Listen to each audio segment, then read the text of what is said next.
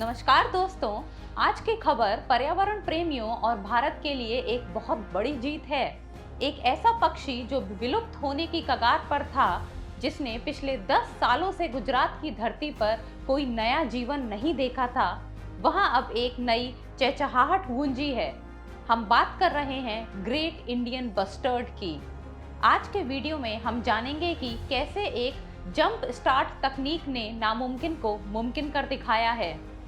Great Indian bustard या फिर गोडावण भारत के सबसे शानदार पक्षियों में से एक है, लेकिन दुख की बात यह है कि पूरी दुनिया में अब इसकी संख्या 150 से भी कम बची है।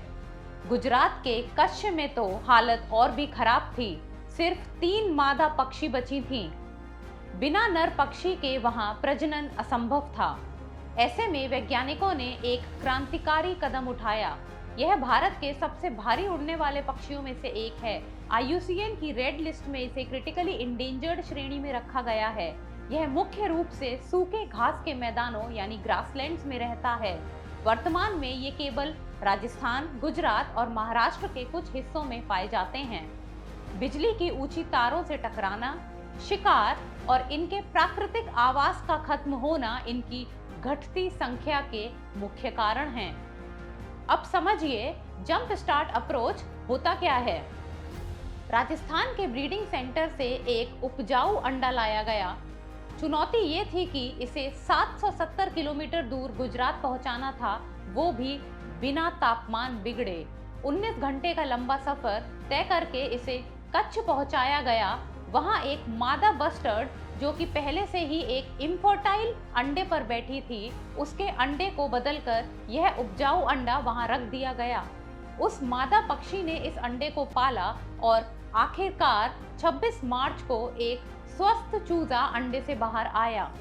केंद्रीय पर्यावरण मंत्री भूपेंद्र यादव ने इसे एक ऐतिहासिक उपलब्धि बताया है। यह भारत का पहला ऐसा इंटरस्टेट यानी अंतरराज्यीय प्रोजेक्ट है जहां एक राज्य के अंडे से दूसरे राज्य में जीवन शुरू हुआ है। यह तकनीक भविष्य में अन्य विलुप्तप्राय प्रजातियों को बचाने का रास्ता दिखाएगी। गंभीर रूप से विलुप्तप्राय ग्रेट इंडियन बस्टर्ड की शेष आबादी के संरक्षण के उद्देश्य से 2013 में प्रोजेक्ट ग्रेट इंडियन बस्टर्ड नामक एक महत्वाकांक्षी संरक्षण कार्यक्रम शुरू किया गया था।